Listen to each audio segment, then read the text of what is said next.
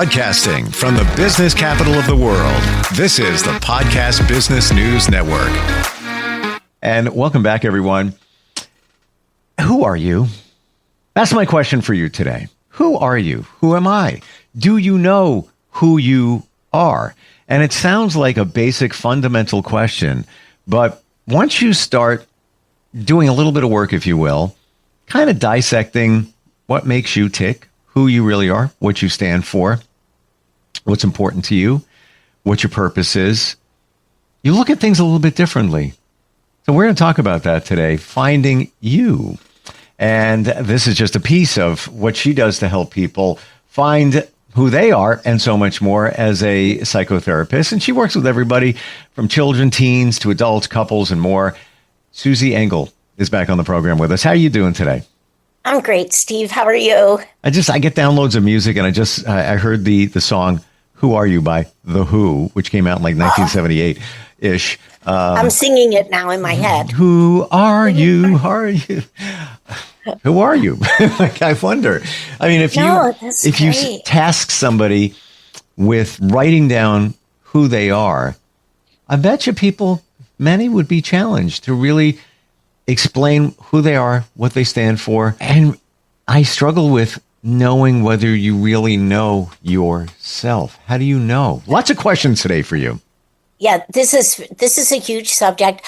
I actually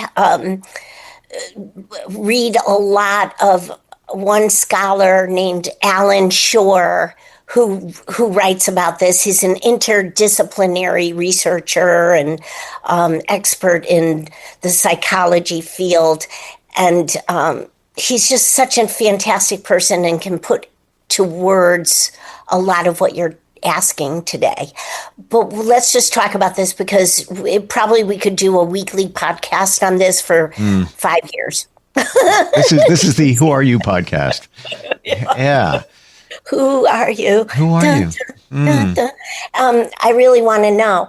And this is the thing, we all, I think, are born with a blueprint to flourish in life and develop in life on a certain task. I'm not talking about people with organic brain stuff or neurodiversity. I'm talking about just a healthy individual who's born into the world. We have a bit of in our DNA and our blueprint as humans to flourish in life. And then as life starts occurring environmentally, I think it starts interfering how we develop. So some of that interference, I think, interrupts our getting to know ourselves. So if we have a relatively secure upbringing, and I'm always going back to attachment, if we have a relatively secure upbringing, we're on a pretty good trajectory to also develop a sense of self. And this is a lot of what Alan Shore and his wife also, who is a wonderful scholar, has written about. And then the polyvagal system, all these things that have created spin-offs of other experts in the field, Dan Siegel and Stephen Porges. I'm just going to put those names out there because they're experts in their fields and research. And I often am at a blank of citing research. But anyway, the issue is when life starts happening and people are not attuning to youngsters and helping them process experiences on their terms or at wherever the child is, sometimes the child gets confused or this internalizing of negativity. And I think that interrupts who am I? And who can I be? And it's huge. It's just a huge issue. But if we're talking about day-to-day things, what would people write if we pose that question to the audience? You are not defined by your job. You are not defined because you have a role in your family. The sense of self is all these rich elements that you were alluding to of what are our values and what are our motivations in life and what are our goals and how would I describe myself? And it's a big thing. I don't know if anything is popping for you because I could ramble on about this, but this is just like how huge the issue is. But we develop a relationship with ourselves that develops our sense of self.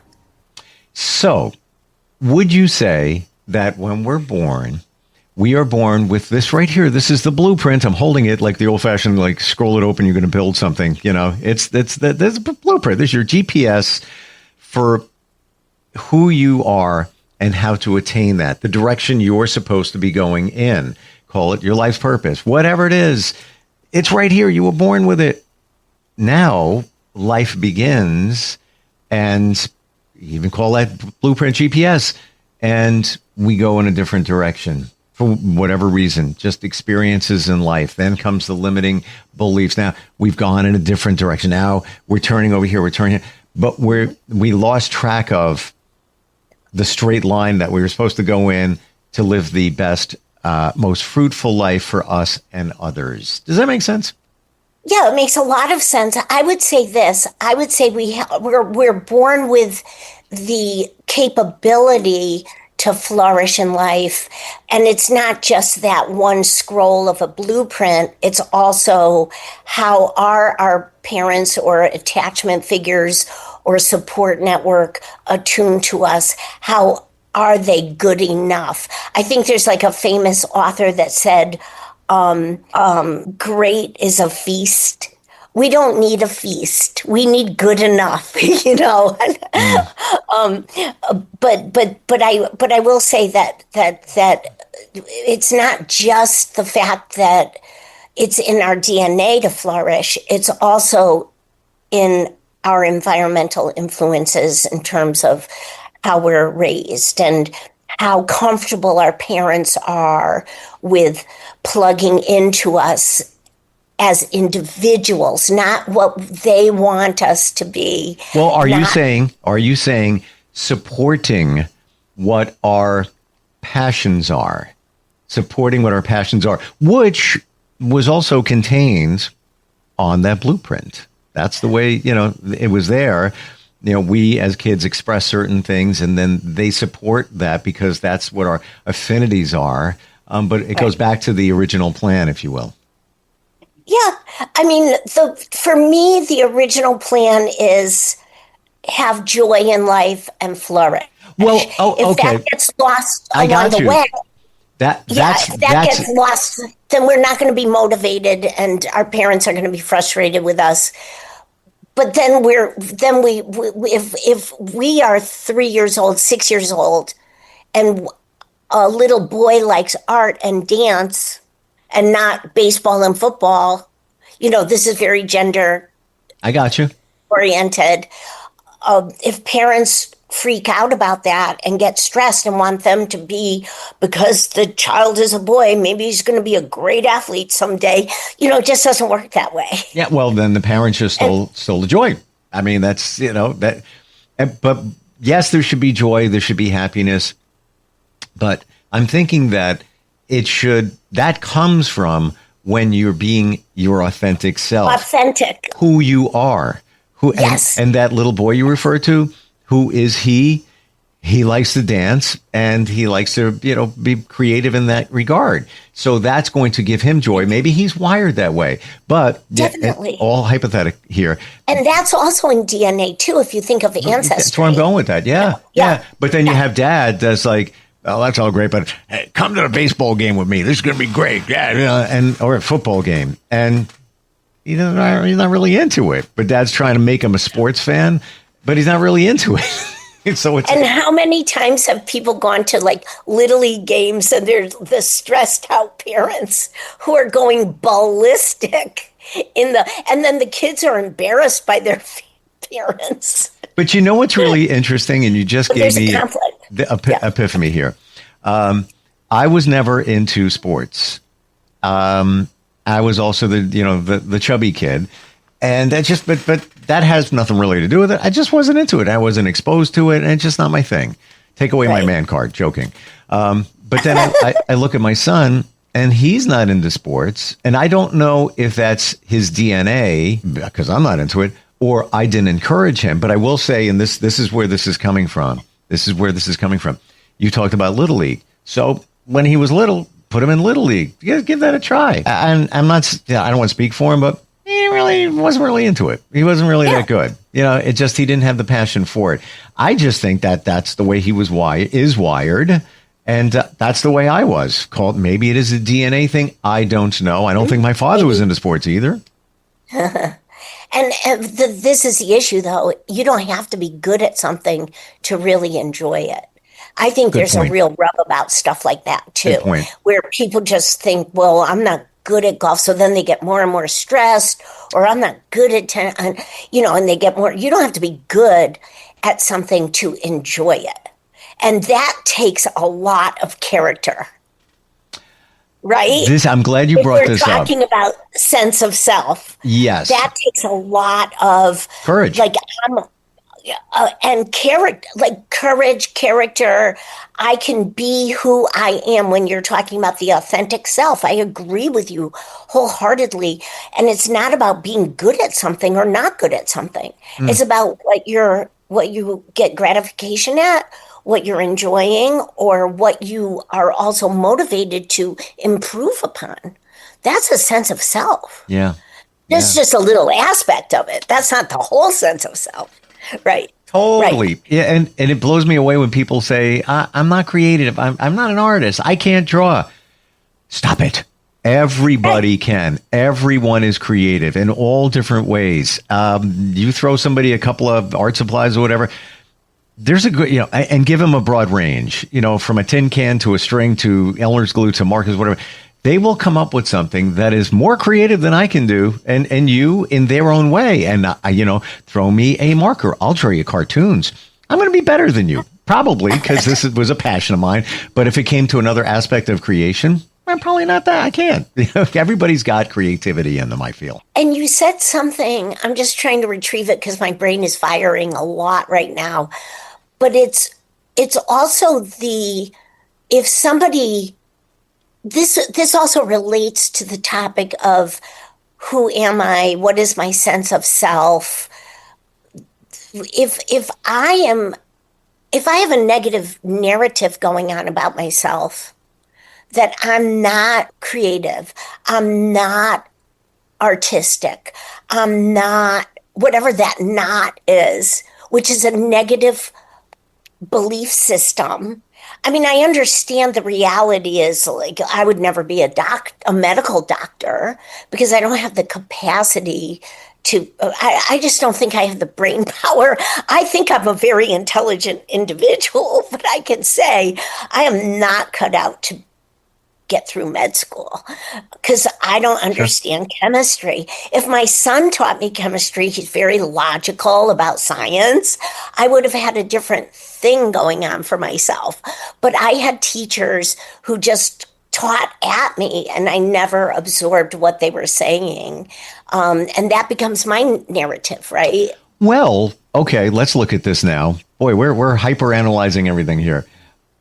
You say you can't do it. I would disagree. I believe we can do whatever we want if we really put our mind to it and really jump into it. Or open ourselves to we just have to take a different route at it or a different angle to it. I'm not kidding. If my son were my science teacher when I was a little girl, I would have had a different understanding of chemistry and science. I always liked bio, but because he's so logical about it, I'm like, oh, too bad I didn't learn that when I was 13. I'm right there with you, but it's also, we personally, I agree with you, probably don't have the passion for it. So what's going to take somebody else who is passionate about chemistry?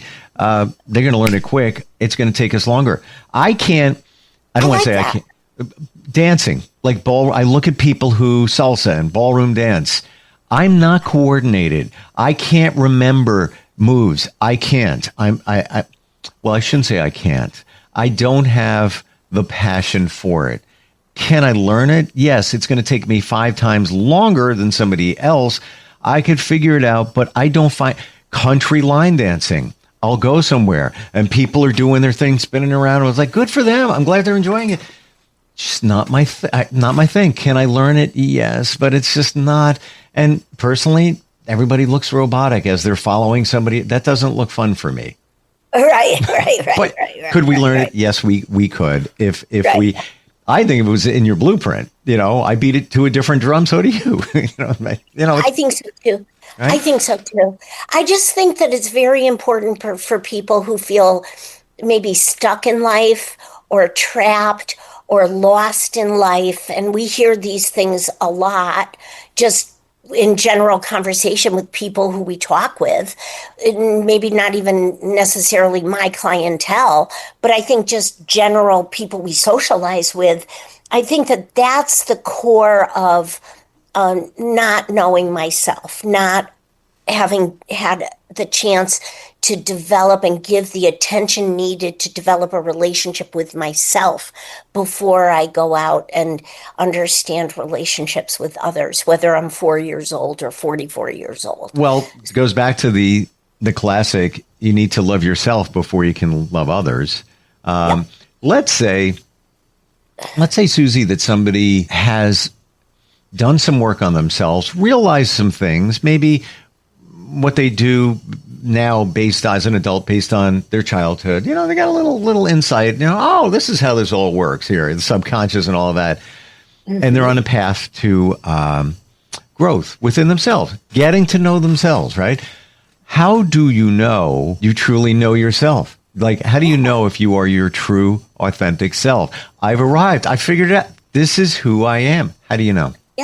I am very sure people know, because there isn't this heaviness of doubt. There isn't a heaviness of loss of confidence, or what. There isn't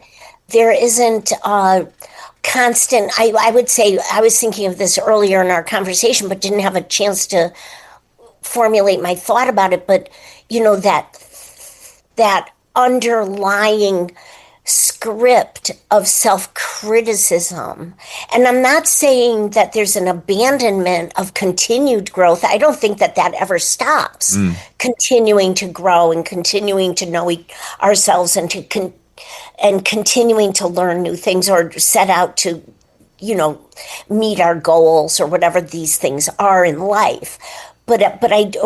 Or be curious and set out to explore our curiosities. But I think that there's a definite shift in people, and they can tell you that they feel lighter and they feel comfortable in their skin, in contrast to describing, I'm just never confident, I'm just not sure of myself, I'm not sure where I fit or where I belong or what's going to happen in my future. I mean, these are just common comments that everybody says, or not everybody, but a lot of people say. And I think getting to know yourself is clarity around these. And it's the constant self-criticism. That's a structure in the brain that develops through life. If we're not developing a sense of self, there's a good chance that something's like developing a strong bicep, a strong muscle in the brain of self-criticism. Do you also feel, and I totally agree with you, trying to get rid of that self-criticism, like minimize it once you know yourself. Do you feel that when you're closer to true authenticity, when a situation arises, you know how to react to it, as opposed to just going on autopilot and like, freaking out or whatever it is, like, yes. Yeah. And it might take you a moment to process it, but you're in the zone, so to speak.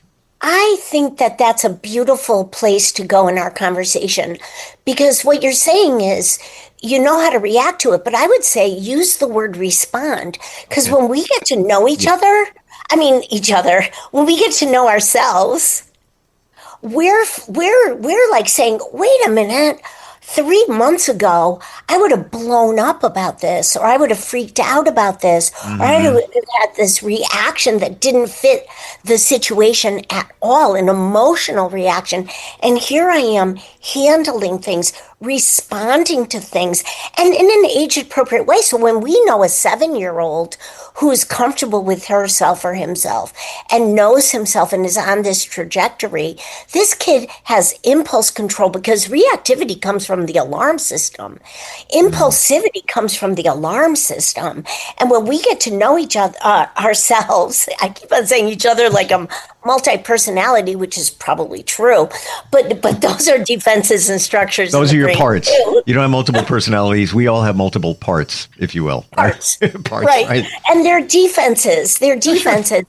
When we develop a sense of self, we are responding and kind of, I think of it as like striding through life, like beautiful, long, like a healthy walk, a healthy gait, arms swinging, like we are knowing ourselves. Like it's all good. I got me. I figured me out. It's all good. And just then we attract healthy. We attract healthy. It's like magic. You said something that very much resonates in my mind, and I practiced it late last week. When situations come up, I used to, and I'm sure many of us do, or maybe used to, just like I would go into like, what? Freak mode, what? That can't be bad. And it would go on for, a day, could be 2, maybe a week, whatever it was. Now, I respond to it. There was a situation, and it shouldn't surprise me, but it surprised me because it wasn't right in my mind. And I pile it on, do the right thing for all. And it moved me, but it was out of my concern in like an hour, maybe 2. That's great, but that's a sign of like the authenticity and knowing yourself, right? That you rebounded, you processed this because you're knowing yourself differently. You're secure about yourself. So rather than a day or 3 days or 3 weeks for some people, in an hour, you resolved. It was unpleasant, but these things, look at life. Life never stops throwing difficulties and stressors and curveballs or bumps in the road. Therapy doesn't end stressors. Therapy doesn't eliminate stress. Therapy teaches us to get to know ourselves well enough to cope adaptively with stress. And that's like just a beautiful thing, right? That's wisdom. How about this in closing? Because I thought about this as we're talking. If it was 5 years ago, before I started digging into all the stuff that we're talking about and getting to know oneself and everything, if you asked me 5 words to describe me 5 years ago, I don't know. Well, let me think about that. Well, I don't know. Maybe there's I see them pretty clearly at this moment in time. Now, they could change in a year or whatever it might be, but I see them. So 5 words to describe you, go. Okay, count. I would say I am content. I'm secure. I like myself. I love hearing from other people and getting to know other people. And I have a lot of interests in my life that I make the time to pursue. Those weren't words, but I'll pare them down. Like when you talked about people, that's connection, activities and interests. Yeah. Okay. But I got it. We totally got it. If it was 5-10 years ago, would you be able to answer that as freely and easily as you did? Yes. Really? Okay. I mean, I would have to go back like 45 years ago. Well, this is also what you do. Be able to answer those questions. This is what you do. So 50 years ago. But you're plugged into you and have been because I have to believe in what you do. You know what I'm saying? Well, and I had to work through all this stuff. Sure. Which everybody, I mean, we have to work through attachment wounds. And even if we have great parents, there's still stuff we have to work through. And you can't, I could never do this job and not have worked through myself. It would be the blind leading the blind. I mean, that would be a hot mess. This is what I'm saying. This is because this is what you do. For me, the 5 words probably would be truth. I pilot on facts. Loyalty. Drives me crazy when people aren't loyal. Creative, I would say. And I always felt that I was, but now I own it. And I didn't really so much in the past. Organized. I'm not a perfectionist anymore, but I said like relatively organized. I'm a Virgo, comes with the territory. And I have to add resilient. Like I, realized in the last few years, like, you pull that one off. All right, yeah, you got more going on than you ever thought. Because I've gotten to know me a little bit more. Yeah, it's amazing when you start thinking about this stuff. I love that. I love your 5 words. I could change tomorrow, but no. They are there. That's what I find is important. I mean, they won't change. You're just going to add on more. Sure. More. Yeah. That's great talk today. We always start with, I wonder if that could be a podcast, but really, this is probably fundamental, so important. Oh, absolutely. Right? Absolutely. Yes. So if somebody needs to resurrect their blueprint and figure out who they are with help, how do they find you? What's the best way? My website, Susan Engel -LCSW. Do I have to spell it? Well, Susan, SUSANENGEL, and then just put a dash in there, LCSW.com. Yeah. You're so easy to talk to. It's love, what we dig up here. Because this one today is like, I think just the most important thing if you want to have a great life, feel connected to others, certainly to yourself, what you talked about, that joy, you got to do this stuff first. Totally. And also do that for your children. Just love your children for who they are. Yeah. Delight in them, not because they earned something. Right. I appreciate you and look forward every time we get together. Thank you for today. Thank you, Steve. Thank you so much. All right. We'll talk soon. We'll be right back.